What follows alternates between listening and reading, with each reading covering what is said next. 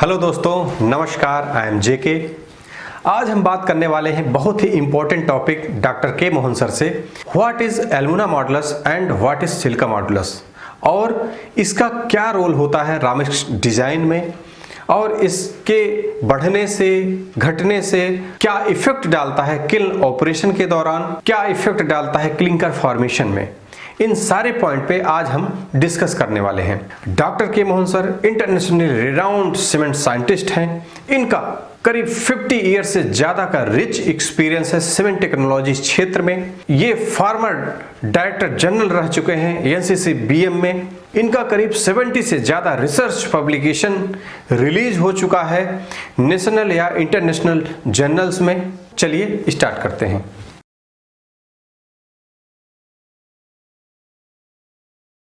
Silica modulus is the ratio of silica divided by sum of alumina plus iron oxide, and alumina modulus is ratio of alumina to iron oxide. So silica modulus essentially governs the proportions of silicate phases, that is proportions of C3S and C2S clinker. And silica modulus is an indicator of the burnability of clinker. Means with the help of silica modulus, you will be able to know whether your clinker is poor burnability or better burnability. Increasing silica modulus impairs the burnability of clinker by reducing the liquid phase content of the clinker. And this also leads to tendency towards formation of coating in the kiln. With decreasing silica modulus, the content of liquid phase increases. And this increases the burnability of clinker and the formation of coating in the kiln. And now coming to alumina modulus. As I have already told you that alumina modulus is nothing, but it is ratio of alumina to iron oxide. So alumina modulus is the measure of the proportion of alumina to iron oxide. Alumina modulus influences the composition of the liquid phase in the clinker. Alumina modulus is also used as an indicator of burning zone temperature and flux characteristics in the kiln. Normally, silica modulus should be between 2.1 to 2.7. Range may be lower and higher also some plant, but this is what I am telling you, desirable and preferable range. That it should lie between 2.1 to 2.7. Whereas alumina modulus, desirable range is 1.3 to 1.6. Sometimes some plants, they are keeping even 1.1, 1.2 also, but it's okay. But desirable, I am discussing preferable or desirable. Limit should be 1.3 to 1. If you have any question on this, I will be glad to answer. Sir, पहला question ये है कि अगर हमारा silica modulus high होगा तो वो किल performance पे क्या इफेक्ट देगा, क्लिंकर फॉर्मेशन में क्या इफेक्ट देगा, या सिलिका मॉडुलस कम होगा तो उसका क्या इफेक्ट आएगा। बहुत अच्छा सवाल आपने पूछा है। अब इसको मैं बताता हूं।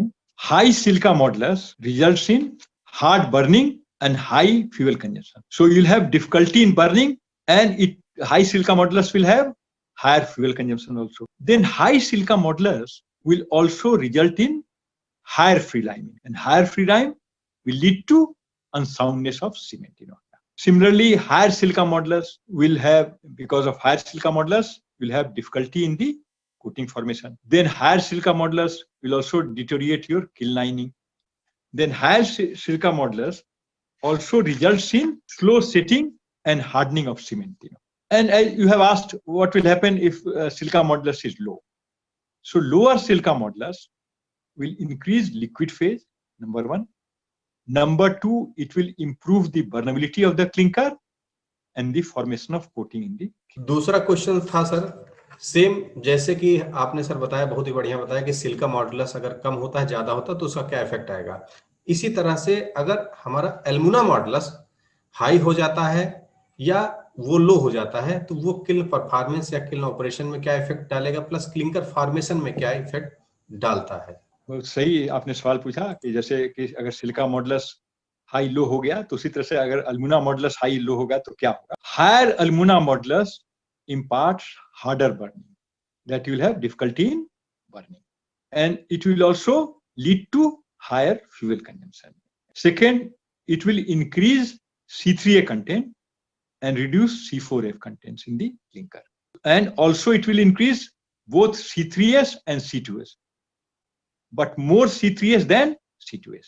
Then it will reduce the liquid phase and the kiln output. Moreover, the cement prepared from higher alumina modulus normally tends to render quick setting and strong cement at early ages, And then higher alumina modulus also increases viscosity of liquid phase in the raw mix. And alumina modulus determines the role of fluxes also in raw mix. Supposing if you have alumina modulus less than 1.23, that case alumina will act as a flux. Whereas if alumina modulus is more than 1.23, then Fe2O3 will act as a flux. Now coming to if alumina modulus is low, what will happen? If alumina modulus is too low and raw mix is without free silica, clinker is sticking and boiling will be very high. A higher alumina modulus together with a low silica modulus results in a fast setting of the cement. And this requires addition of a higher gypsum percentage to control the setting time. अब इसी में एक 3 questions है, लोगों का demand था कि sir ये बताएंगे कि अगर सर हमको सिलिका मॉडुलस की वैल्यू को मैक्सिमाइज करनी है या उसको मिनिमाइज करनी है, तो हमको रामिक्स डिजाइन में ऐसा क्या चेंजेस करेंगे कि ये वैल्यू बढ़ जाए और घट जाए सर? अब देखिए, अगर मान लिया सिलिका मॉडुलस को आपको बढ़ाना है तो आप कोई सिलिशियस मटेरियल डालिए रॉमिक्स में। रॉमिक्स जब डिजाइन करते हैं तो कुछ सिलिशियस मटेरियल डाल दीजिए। और सिलिशियस मटेरियल में क्या हो गया कि आपका सैंडस्टोन हो गया, ठीक है, सैंडस्टोन डाल दीजिए। तो जिसमें हाई सिलिका, ऐसे रॉ मटेरियल आप यूज करिए जिसमें कि सिलिका कंटेंट हाई हो। तो हायर सिलिका बियरिंग मटेरियल, जैसे एक एग्जांपल हमने आपको दे दिया सैंडस्टोन जो है। इसी तरह से और भी जो है मटेरियल आप एग्जामिन कर लीजिए कि आसपास, क्यों क्या है कि आप एग्जामिन करिए कि जो हाई सिलिका बियरिंग मटेरियल जो है वो आपके प्लांट के आसपास कौन से अवेलेबल है। कई बार लोग सिलिका मॉडुलस को बढ़ाने के लिए इवन रिवर्स सैंड वगैरह यूज कर लेते हैं, लेकिन उसमें भी कई बार होता है कि अगर उसमें फ्री सिलिका ज्यादा है तो बाद में आपको और तकलीफ देता है। तो आप देखिए कि कॉस्ट के हिसाब से आपके आसपास हाई सिलिका बियरिंग मटेरियल क्या है, तो उसको आप यूज कर लीजिए। तो सिलिका मॉडुलस बढ़ाना है तो इसका मतलब है कि आप ऐसा मटेरियल यूज करिए जिसमें सिलिका कंटेंट जो है हाई हो। तो जैसे हमने आपको एक एग्जांपल दिया कि क्ले आप यूज कर सकते हैं, सैंडस्टोन यूज कर सकते हैं, लोगों ने बहुत जगह रिवर सैंड यूज किया, कुछ जगह लोगों ने ब्रिक बैट भी यूज किया सिलिका मॉडुलस बढ़ाने के लिए। बहुत जगह हमने देखा है एक आध प्लांट में कि जहाँ की रिंग फॉर्मेशन किल में हो रहा था, तो इसका मतलब सिलिका मॉडुलस कम था वहाँ रॉमिक्स में, तो उसको बढ़ाना था तो लोगों ने ब्रिक बैट यूज कर लिया। इजिली अवेलेबल था नियर बाय, तो उसको यूज कर लिया तो सिलिका मॉडुलस बढ़ गया जो है। अब सिलिका मॉडुलस कम करना है तो जैसा हमने आपको बताया कि सिलिका मॉडुलस क्या है कि silica divided by sum of alumina plus iron oxide. तो अगर कम करना है तो ये तरीका है कि आपके पास 2 ऑप्शन हो सकते कि या तो आप ने जो है जो सिलिका कंटेंट है रॉ मिल में, जो मटेरियल जो आप यूज कर रहे हैं प्रेजेंट रॉमिक्स में, उसको आप थोड़ा कम कर दीजिए, उसका proportion. Siliceous material, silica bearing material उसको कम करिए और जो कैल्केरियस मटेरियल है थोड़ा हाई कर दे तो है। दूसरा तरीका जैसे आपको पता है कि रेशियो है, तो अलमुना प्लस आयरन ऑक्साइड अगर आप बढ़ा देंगे, मैंने सेम कम है सिलिका आपके पास है, मान लिया है कि आप चाह रहे हैं कि भाई आप जो मटेरियल आपके पास है, जो लाइम स्टोन और जो सिलिका बेयरिंग मटेरियल आप यूज कर रहे हैं उसको छेड़ने, अपने बदलना नहीं चाहते, लेकिन आप चाह रहे हैं कि हमारा सिलिका मॉडुलस जो है कम हो जाए। तो आप क्या करेंगे कि आप जो ये अलमुना आयरन वाला चीज है, क्योंकि सम है, अगर नीचे आप बने सिलिका मॉडुलस में सिलिका को आपने कम कर दिया ऊपर तो कम हो गया, या फिर नीचे अलमुना आयरन ऑक्साइड का सम को बढ़ा दिया कम हो जाएगा। तो इसका मतलब है कि आप जो अलमुना बियरिंग मटेरियल है जो आप यूज कर रहे हैं तो उसको बढ़ा दिया। मान लिया आप प्लांट में बॉक्साइट यूज कर रहे हैं, वो बढ़ा दीजिए। आप Fe2O3 बढ़ाने के लिए आप जैसे आयरन ओर यूज करते, आयरन फिलिंग यूज कर रहे हैं या आपके लेट्राइट यूज कर रहे हैं, तो उसका कंटेंट बढ़ा दीजिए। तो इस तरह से आप 2 तरीके से इसको आप ये कर सकते हैं। और सर लास्ट क्वेश्चन है सेम इसी कंटिन्यूशन में कि अगर हमारा एल्मुना मॉडुलस की वैल्यू को बढ़ाना है तो क्या चेंजेस होगा रामिक्स डिजाइन में, और एल्मुना मॉडुलस को मिनिमाइज करना है तो क्या चेंजेस होगा, और क्या मटेरियल एडिशनल हमको एडिटिव के रूप में चेंज ऐड करना पड़ेगा या रिमूव करना पड़ेगा? हाँ, अब देखिए जैसे एल्मुना मॉडुलस मान लिया आपको बढ़ाना है, ठीक है, तो एल्मुना मॉडुलस बढ़ाना है तो एल्मुना बियरिंग मटेरियल आप यूज कर लीजिए, आपका बॉक्साइड है, रेड ऑकर है, वो सब यूज कर लीजिए, ठीक है।